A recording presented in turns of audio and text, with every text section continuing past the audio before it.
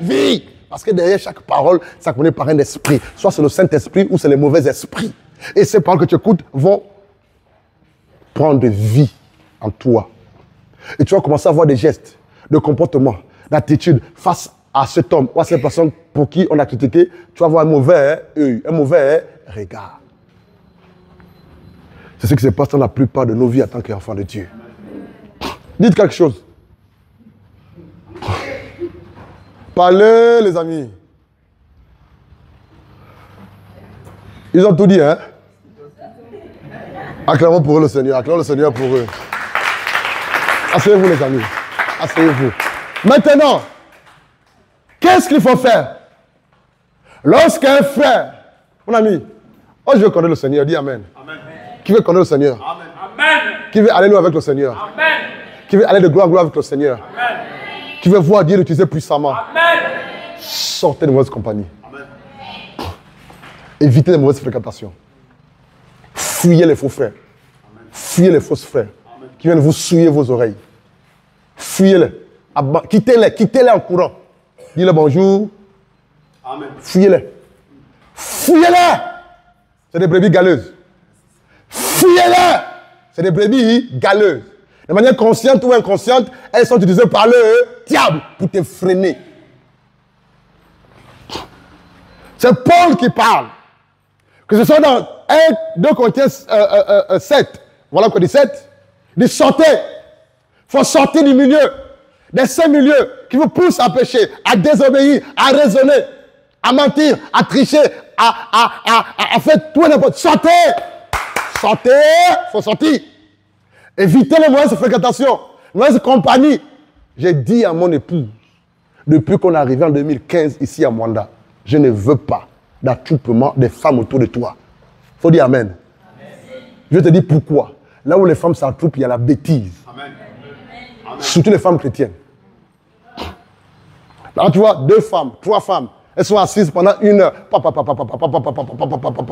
Si ce n'est pas la grâce de Dieu, va écouter, tu vas fuir en courant. J'interdis à mon épouse. J'interdis. Et je veille à cela.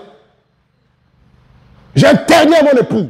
Tu es maman, tu es mère dans la foi, tu es maman, tu peux encourager, tu peux faire ceci, tu peux conseiller, mais j'interdis à tout le monde où tu t'assois, les gens viennent dire, tu as écouté ça, tu as écouté ça, tu as écouté. C'est de la sorcellerie. Le sorcier, ce n'est pas seulement celui qui sort un vampire. C'est ce chrétien, cette chrétienne qui se lève le bon matin et qui va dire à l'autre, tu as vu l'homme là, tu as vu la femme là, tu as vu la soeur telle, elle se prend pour qui? J'ai fait ceci. Mais si tu as un problème, va directement voir ton frère et dis-lui ça. Voilà pourquoi j'arrête net, clair.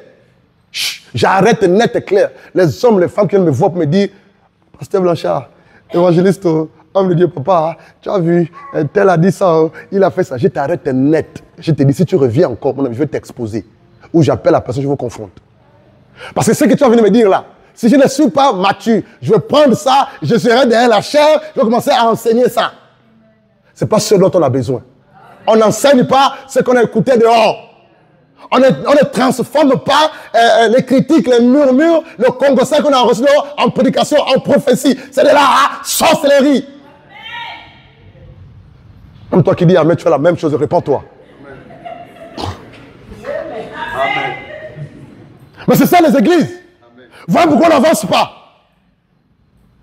Si ton frère s'est mal comporté, ta soeur, ou s'il vient te dire quelque chose, tu as pris ceci, tel a fait ça, tel a dit ça, tu dis, ah, toi qui es mature, tu dis, ce que tu fais, c'est pas bien. Là, c'est l'ennemi qui nous cogne. Mais ce qu'on va faire, c'est qu'allons voir le frère, on va régler ça au nom de Jésus. C'est ça la maturité.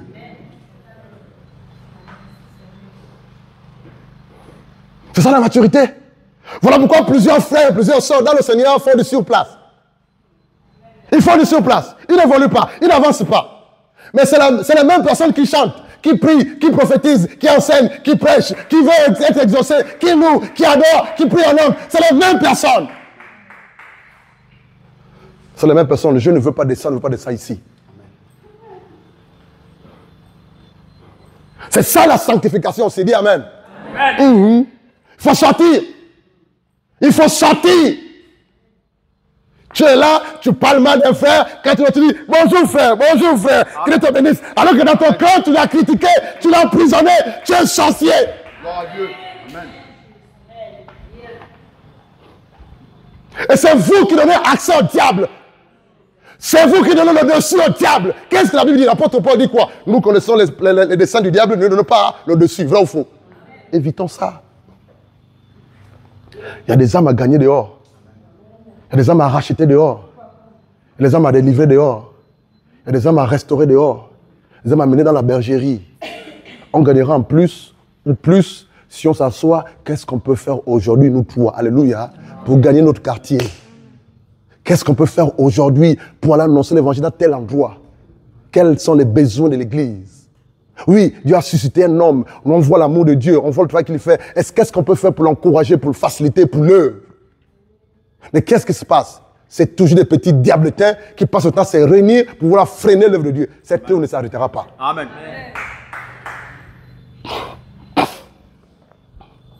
Et du coup, quand on vous parle de la sanctification, de telles choses, vous raisonnez, vous boudez, vous plaignez. Mais il y a quelle différence entre le monde et toi? La Bible dit que toi, nous sommes la lumière du... La lumière du... La seule chose que la lumière sait faire, c'est éclairer. Amen. Si quelqu'un dans les ténèbres éclaire, la Bible dit de nous que nous sommes le sel de la terre. Il y a trois fonctions du sel. Donner la saveur, conserver de la pourriture. C'est ça, non? C'est ça, non? Donner la saveur, donner le goût, conserver. Quoi encore? Détruire. C'est les trois fonctions du sel. Toi, tu es le sel. Quelle fonction tu joues parmi les trois?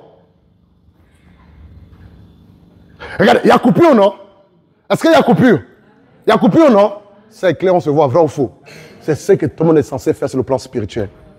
Et sur le plan physique. Lève ta torche qui a la torche, s'il te plaît. Lève ton portable. Regarde autour de combien c'est beau. Regarde combien c'est. Et lève ta torche, s'il te plaît. Combien c'est? C'est magnifique. C'est ce que nous sommes dans le monde. La lumière du monde. C'est ce que tu es. C'est ce que je suis. On doit éclairer. On doit éclairer. Là où il y a les ténèbres, on doit éclairer. Là où il y a le péché, on doit éclairer. Là où il y a la haine, on doit éclairer. Là où il y a la sorcellerie, on doit éclairer. Là où il y a la colère, on doit éclairer. On doit faire le contraire de ce que le monde fait. Le monde fait. Est-ce qu'on peut acclamer le Seigneur pour ça?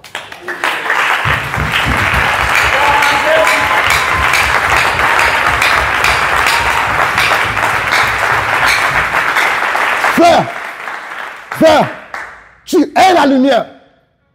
C'est ce que tu es. La coupure, la SCG, on a nos torches. Elle nous sert à éclairer. C'est ce que tu es censé faire dans ta maison. Tu dois éclairer. Dans ta famille, tu dois éclairer. Dans ton quartier, tu dois éclairer. Dans ton lieu de travail, tu dois éclairer. Dans ton lieu de commerce, tu dois éclairer. Même dans les difficultés, tu dois éclairer. Dans les problèmes, tu dois éclairer. Dans le chômage, tu dois éclairer. Dans le chômage, tu dois éclairer. Dans le célibat, tu dois éclairer. Dans le mariage, tu dois éclairer. Même si tu ne manges pas, tu dois éclairer. C'est ta nature. Amen. Tu es du sel. Je suis du sel. Tu es du sel. Et c'est ce que Dieu attend de nous. Sortons de la bassesse. Sortons de la bêtise. Sortons des enfantillages. Sortons de cela. Sortons. Sortons. Sortons. Si tu ne sors pas, car à toi. Sortons. Nous avons un adversaire qui rôde autour de nous. Son nom, c'est le diable. Il ne joue pas. Il est sérieux. Il rôde. Il veille. Il veut frapper. Il veut dévorer. Il veut détruire. Deux choses. Soit il passera par toi, il passera par quelqu'un d'autre. Mais il ne faudrait pas qu'il passe par toi. Alléluia. On doit sortir du monde. On doit sortir du péché. On doit sortir des mauvaises compagnies. On doit sortir. Il y a des lieux que tu ne peux plus fréquenter en tant qu'enfant de Dieu. Sauf toi pour annoncer l'évangile. Tu dois sortir du bar. Le bar n'est pas ton lieu de distraction. C'est quoi cette affaire-là?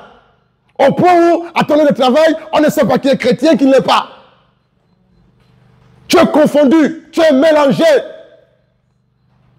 T'as pas honte? T'as pas honte? Pourtant Dieu compte sur toi, il compte sur nous. Il compte sur nous. Regarde une petite ville de Wanda, toute petite ville de Wanda. Regarde combien de chrétiens vont dans les églises le dimanche. Imagine, lève ta torche s'il te plaît. Relève-la, s'il te plaît. Ta torche, relève-la. Imagine que chacun pour sa part, autant que nous sommes, dans sa maison, dans sa famille, dans son lieu de travail, son lieu de commerce, son lieu d'activité, dans son quartier, éclaire comme la torche là. Qu'est-ce qui va se passer? Qu'est-ce qui va se passer? Quand il y a la torche, qu'est-ce qui se passe? Les ténèbres disparaissent. Quand il y a la lumière, les gens vont venir vers la lumière. Toi, dans ton quartier, qui est déjà venu te voir. Quand je te vois, je vois Jésus en toi. Je vois l'amour de Dieu en toi. Tu es sérieux, tu pries où? Ou bien on passe le temps à se plaindre de toi, de ton comportement. Que Dieu vous bénisse. Autre moyen que Dieu utilise. Le temps me manque. Ça fait combien de moyens? 4. Autre moyen que Dieu utilise. La prière. Dis la prière. La prière. Dis la prière. La prière. Lorsqu'on dit 1 Timothée chapitre 3, verset 1 Timothée 4, 3, vas-y. Après on va conclure avec nombre 6 là-bas. On va évoluer. On va s'arrêter là. On arrête à 20h30. À 20h30, arrêtez-moi. 1 Timothée 4, 3. Allons-y. 1 Timothée 4, 3.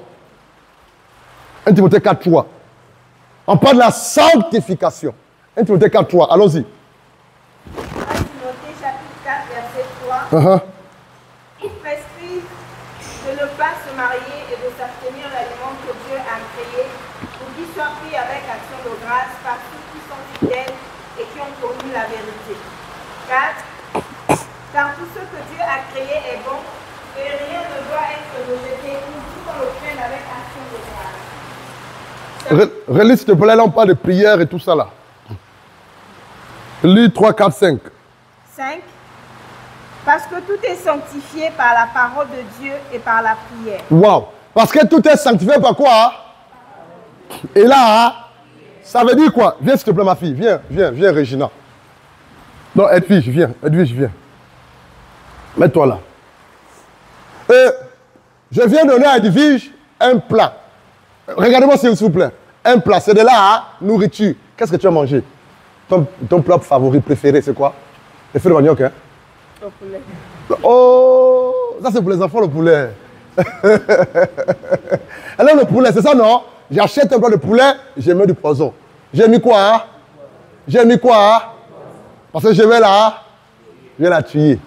Et puis, oh ça, je te offre, voici un plat. Et puis, prends ton poulet. Et puis, fais de ça ce que tu veux, mange.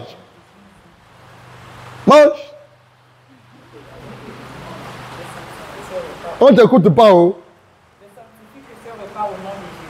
Parce que j'ai dit qu'il y a le poison. Mais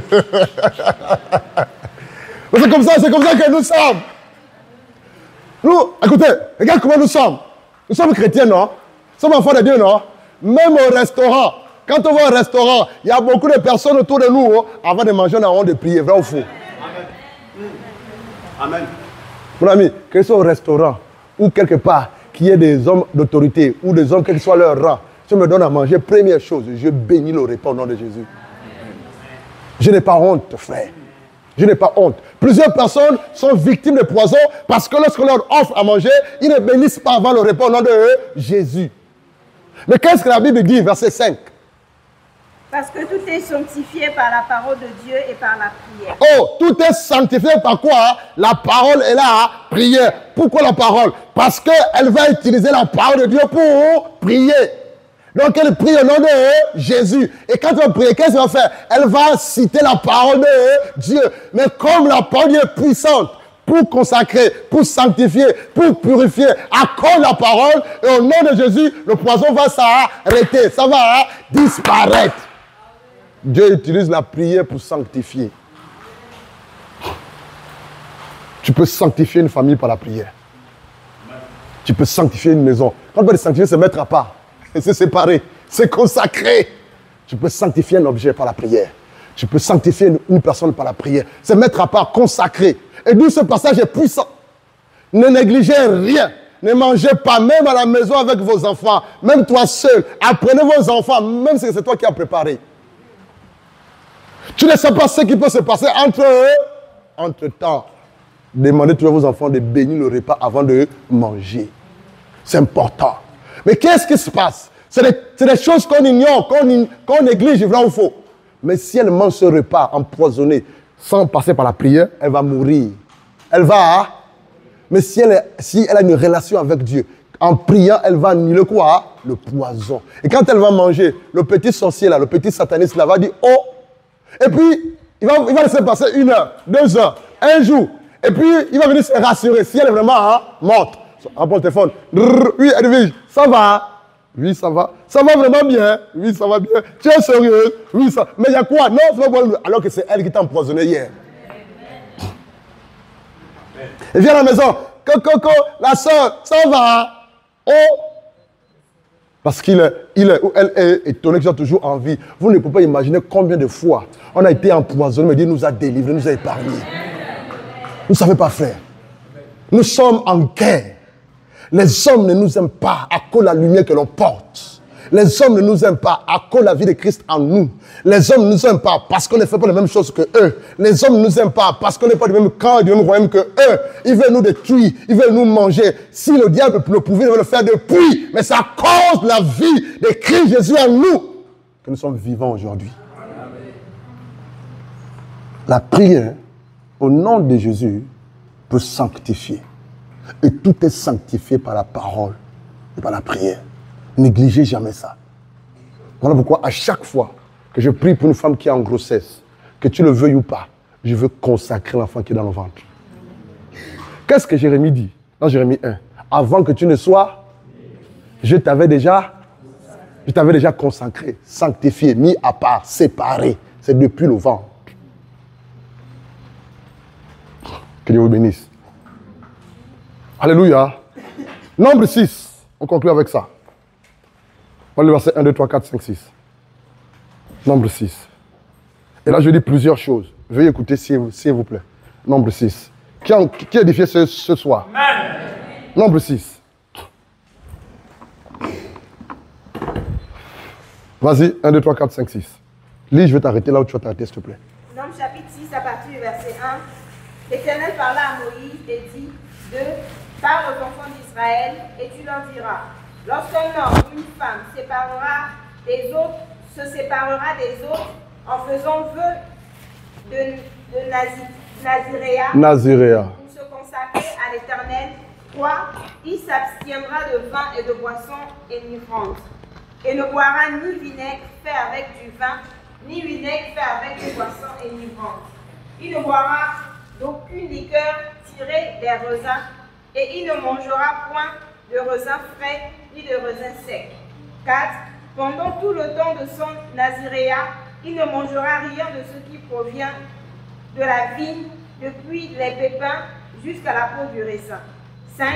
Pendant tout le temps de son naziréa, le rasoir ne passera point sur sa tête, jusqu'à l'accomplissement des jours pour lesquels il s'est consacré à l'Éternel. Il sera saint. Il laissera croître librement ses cheveux. 6. Pendant tout le temps qu'il avouait à l'Éternel, il ne s'approchera point d'une personne morte. 7. Il ne se souillera point à la mort de son père, de sa mère, de son frère ou de sa sœur, car il porte sur sa tête la consécration de son Dieu. Amen. On va relire. Merci Seigneur pour le courage. J'ouvre ma Bible à nouveau. Je suis dans Nombre 6. Alléluia. On arrête à 20h30. Amen. Vous êtes d'accord? Amen. Donc, si vous voulez qu'on continue, vous me dites qu'on continue jusqu'à 21h. Nombre chapitre 6, je vais lire. L'Éternel parla à Moïse. Écoutez les amis, et dit, parle aux enfants d'Israël et tu leur diras, lorsqu'un homme ou une femme se séparera, pour se consacrer à l'Éternel, se consacrer à l'Éternel. La Bible dit au verset 3, je vais continuer la lecture s'il vous plaît. Il s'abstiendra de vin et de boissons enivrantes. Il ne boira ni de vinaigre fait avec du vin, ni de vinaigre fait avec une boisson enivrante. Il ne boira d'aucune liqueur tirée de raisin, et il ne mangera point de raisin frais, ni de raisin sec. 4. Pendant tout le temps de son naziréa. Lorsqu'on parle du naziréa, naziréa. Lorsqu'on parle de naziréa, comment est-ce qu'on appelle Jésus? Jésus de... Waouh! Qui sait pourquoi est-ce qu'on dit Jésus de Nazareth? Qui peut répondre à la question? Oui, Fabrice. Oui, Jésus de Nazareth. Pourquoi? Quelqu'un d'autre? Oui. Ah, tu reviens à la charge. Parce qu'il a grandi à Nazareth. Oui, quelqu'un d'autre? Tu as dit quelque chose, non? Les noms de non. Parce qu'il a grandi à Nazareth. Quelqu'un d'autre? Oui, femme. Ses parents étaient de Nazareth.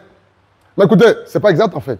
Lorsqu'on dit Jésus de Nazareth, c'est pas parce qu'il est né à Nazareth, ou parce qu'il a grandi à Nazareth, c'est parce que Nazareth. Non, c'est parce que, en fait, à la place de Jésus de Nazareth, mais Jésus le consacré. Naziréen veut dire consacré. Donc quand on dit Jésus de Nazareth, en fait, on doit dire Jésus le consacré. Pourquoi? Parce que lorsqu'on lit Nombre chapitre 6, on parle du vœu de Nazaréen. Qu'est-ce que c'est? C'est Nazir en hébreu. Ça veut dire séparé, consacré, mis à part en hébreu, Nazir. Donc, ici, il est question de ce vœu-là qui consiste à se mettre à part volontairement pour le Seigneur, qui consiste à se sanctifier, à se consacrer pour le Seigneur. Rappelez-vous qu'hier, on a dit que lorsqu'une personne est consacrée à Dieu ou sanctifiée à Dieu, il appartient exclusivement à ce et ce Dieu est libre de faire de lui ce qu'il veut. Lorsqu'un objet est consacré à Dieu, cet objet appartient exclusivement à Dieu. Interdiction d'utiliser cet objet pour un autre usage. Voilà pourquoi plusieurs passent à côté. Tu as consacré ta voiture à Dieu. Seigneur, ma voiture là, je la consacre à Dieu pour le ministère. Et puis après, ça fait autre chose. C'est ma maison, je la consacre à Dieu pour le ministère. Après, dans ta maison, n'importe quoi rentre, le vin, toutes choses bizarres rentrent. Oh Seigneur, mon corps là, je me consacre à toi pour le ministère. Vraiment, Seigneur, je suis engagé, dévoué. Je t'appartiens encore, je suis là pour toi. Et puis après, toi, tu fais autre chose. Passe, la Claudie arrive. Et là, on parle du vœu de Nazaréen. C'est un vœu. De manière volontaire, cette personne décide de se mettre à part, de se consacrer, de se séparer, de se sanctifier pour Dieu. Et la Bible dit, précisément, au verset 4. Vas-y, femme. Nombre 6, 4. Pendant tout le temps de son nazaréat, il ne mangera rien de ce qui provient de la vie, depuis les pépins jusqu'à la peau du raisin. Maintenant, arrête-toi là. C'est ce que je voulais ressortir. Lorsqu'on parle de sanctification ou de consécration, c'est aussi le mot interdit. C'est-à-dire qu'une personne consacrée à Dieu, c'est une personne interdite en fait. Un objet consacré à Dieu, c'est un objet qui est interdit. Ça veut dire quoi? Je prends un exemple. Tel et tel sont mariés. C'est ça, non? Ils forment un couple. Lorsqu'on parle de sanctification ou de consécration, c'est aussi quoi? La femme qui est mariée à Mavungu, donc mon épouse qui est mariée à moi, elle n'appartient exclusivement qu'à Mavungu. C'est-à-dire qu'elle ne doit pas aller sexuellement avec un autre homme. Donc elle est consacrée à moi. Voilà pourquoi le mariage est une alliance. C'est que quand on parle de consécration, de sanctification, c'est une alliance que l'on tisse avec Dieu pour sa gloire. Amen. Du coup, il ne faut plus utiliser cet objet, cette personne pour autre chose. Ou pourquoi? Pour une autre chose en fait. Et ce vœu-là, c'est de manière volontaire. Ça veut dire que lorsque quelqu'un est consacré à Dieu, il y a un certain nombre d'interdits. Tu ne dois plus faire certaines choses. On ne peut pas parler de consécration, de sanctification, de séparation, de mise à part sans interdit. C'est alors que, lorsque Samson vient, lorsque Samson naît, la Bible dit que cet ange a dit à ses parents que Samson devait ni boire de vin, ni faire ceci, ni couper ses cheveux. C'est ça être consacré, être sanctifié. Ça vient avec les interdictions, les interdits. Et ce gars-là, la Bible au verset 7, il est au verset 5 s'il te plaît. Nombre 6, 5. Le rasoir ne passera point sur sa tête, jusqu'à l'accomplissement des jours pour lesquels il s'est consacré à l'Éternel. Il sera saint, il laissera croître librement ses cheveux. Regardez, voici un homme consacré, un Naziréen. Qu'est-ce qui prouve qu'il est consacré? Il a demandé, il s'est dit lui-même, je ne mets pas pour le Seigneur. Et puis, il ne va pas boire de vin alcoolisé. C'est écrit, non? Alléluia. Quoi d'autre? Il ne va pas couper ses quoi d'autre? Il ne doit pas être en contact avec les morts. On ne peut pas parler de consécration, de sanctification sans interdiction. Qu'est-ce que Dieu t'a interdit dans ta relation de consécration avec Dieu? Qu'est-ce que Dieu t'a interdit de ne pas faire? Et c'est là l'un des problèmes Il n'existe pas de relation intime avec le Dieu d'Abraham, d'Isaac et de Jacob sans interdiction, frère. Dieu va te défendre de faire certaines choses. Si tu le fais, tu meurs. Tu passes à côté. Tu donnes accès au diable, aux démons, aux sorciers. Vous remarquerez qu'il y a 3 personnes qui étaient des Nazaréens. Qui? Samson. Vrai ou faux? Quand ses cheveux ont été coupés, il est mort. Il est perdu. Jean-Baptiste. Même chose, Jean-Baptiste. C'est qui la 3e personne? Qui ça? Qui ça? Lui c'est l'excellence des Nazaréens, en fait. Oui. Des personnes humaines. Samson, Jean-Baptiste, et l'autre, c'est qui? Oui, là c'est normal. Mais Jérémie avait ses cheveux, en fait. Alléluia. Et lorsqu'on parle de Nazaréens, il y a 3 interdictions. Il ne va pas couper les cheveux. Pourquoi? Parce que vous remarquez que dans l'ancienne alliance, les patriarches avaient des lois. C'est pour dire quoi? C'est pour dire qu'Annie, écoute bien s'il te plaît. Ça veut dire quoi? Sur le plan spirituel, sur le plan physique, quand on parle de sanctification, il y a des signes physiques qui doivent se manifester. On ne peut pas avoir une vie de sanctification et ne pas le refléter physiquement. On ne peut pas avoir une vie de consécration, de mise à part, ne pas le refléter physiquement. Ce qui prouve que ces Nazaréens là-haut, lorsque ça me faisait le vœu de Nazaréens, qu'ils étaient sanctifiés, ils avaient de longs cheveux. La sanctification a des signes à la fois spirituels et physiques. Il faut que l'on te voie sur le plan physique, que tu vis une vie de sanctification. C'est tout. Les cheveux, c'est aussi l'image de quoi? De la gloire, de l'onction. Ça veut dire quoi? Plus il gardait les cheveux, c'est signe de royauté, c'est signe de l'onction, de la gloire. Ça veut dire quoi? Lorsqu'on vit la sanctification, lorsqu'on a une vie de sanctification, lorsqu'on a une vie de mise à part, de séparation, la gloire, l'onction est là, frère. Ce n'est pas à négocier. Toutes les personnes qui sont mises à part pour le Seigneur, qui se sanctifient, frère, la gloire de Dieu les accompagne. Quand ils prêchent l'évangile, Dieu se manifeste. L'onction est disponible, frère. Tu ne peux pas te sanctifier, avoir une vie de sanctification véritable au nom de Jésus et par la grâce de Dieu et être vide spirituellement. Ce n'est pas possible, frère. La sanctification va avec la puissance et la gloire de l'onction, frère. Il ne veut pas boire. Il ne veut pas boire. Pas de contact avec les morts.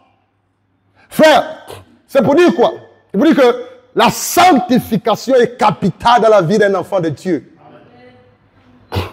Il me reste 5 minutes, écoutez la suite, s'il vous plaît. La sanctification est capitale. Lorsqu'on parle de sanctification, de bénédiction de sanctification, frère, lorsqu'un homme se sanctifie, il est en connexion avec le Seigneur. Lorsqu'une femme se sanctifie, elle a une véritable intimité, une connexion, frère. Et cela, je crois, 3 semaines, j'ai appelé quelqu'un pour dire bonjour. Et là, c'est juste un témoignage pour la gloire de Dieu. Hein. Et là, au téléphone, je parle avec elle. Et là, je pose la question à la dame. Dis-moi, tu es en train de manger zatanga, bien les zatanga autour de toi. Elle sourit en fait. Elle me dit, papa, je viens à peine de manger les zatanga. Oh, j'ai beaucoup mangé.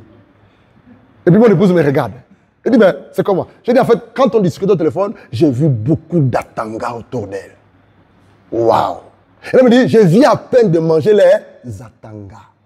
En fait, quand tu as une vie de sanctification, de mise à part, de consécration, frère, la spiritualité, la révélation est ton partage. Amen. Ça fait partie des avantages, des bénédictions de la sanctification. Lorsqu'un homme se sanctifie, une femme se sanctifie, frère, l'autorité, la puissance de Dieu est ton partage. Amen. Si tu veux grandir dans l'onction, dans l'autorité et la puissance du Saint-Esprit, frère, c'est la mise à part. C'est une vie de sanctification, de séparation, frère. La sanctification va te donner l'autorité spirituelle, la puissance. Et lorsque tu vis une vie de... Il me reste 4 minutes. Lorsque tu vis une vie de sanctification, les démons se soumettent. En fait, je vais te dire quelque chose. La sanctification te rapproche de Dieu et t'éloigne du diable et de ses œuvres.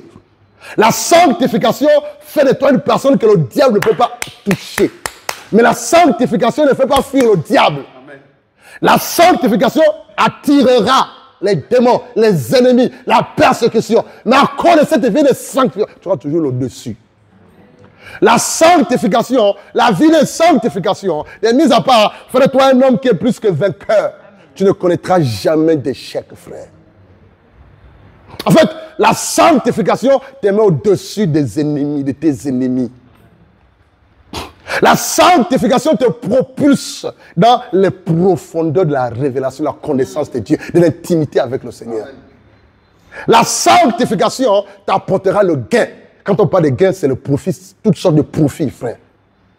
La sanctification te rendra riche, spirituellement et physiquement. Mais la même sanctification te rendra également persécuté. On va te persécuter. Vous savez, les hommes et les femmes qui se sanctifient verront davantage la méchanceté des hommes se manifester à leur égard. Je vais te le redire. Les hommes et les femmes qui se sanctifient, qui atteignent un niveau de sanctification dans le ministère, dans le réseau de Dieu, ces hommes vont découvrir la méchanceté des hommes. Parce que lorsqu'on parle de sanctification, c'est le fait de se séparer. Parce que Dieu t'amènera davantage grandir, connaître le Seigneur, de te séparer, de te purifier. Et ça va haïr, ça va énerver, pardon, les uns et les autres.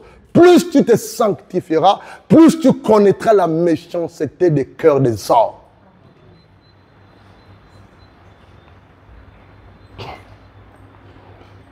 La sanctification, la Bible dit dans 1 Timothée 4, 8. Voilà quoi. L'exercice corporel est utile à peu de choses. Mais la piété est utile à tout. À la fois pour les choses présentes et à venir. La vie présente et à venir. Lorsqu'on parle de piété, il y a 5 définitions. Mais cela renvoie aussi à quoi? À la sanctification. C'est quoi la piété? C'est le fait par la grâce de Dieu d'être uni à Christ par le camp de la sanctification. C'est quoi la piété? C'est le fait d'être fidèle à Dieu. C'est quoi la piété? C'est le fait de se soumettre à Dieu. C'est quoi la piété? C'est le fait de respecter Dieu. C'est quoi la piété? C'est le fait d'obéir à Dieu, sa parole et à ses exigences.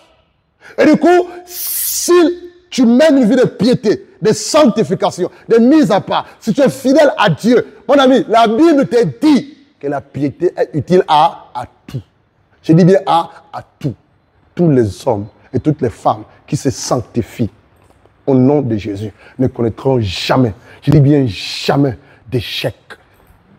Parce que la sanctification te rapproche plus près de Dieu, afin que tu puisses ressembler à Christ Jésus. En fait, tu deviens même l'image, la ressemblance de Christ Jésus. Vous remarquerez pour conclure que toutes les personnes qui ont une vie de sanctification, vous aurez comme l'impression que tout ce qui demande à Dieu, Dieu fait grâce. C'est vrai ou faux? Mais vous remarquerez aussi qu'ils sont beaucoup combattus. Ça va avec la sanctification. Ça va avec. La sanctification te rendra riche spirituellement et physiquement. La sanctification attirera les bénédictions, les attaques, les persécutions.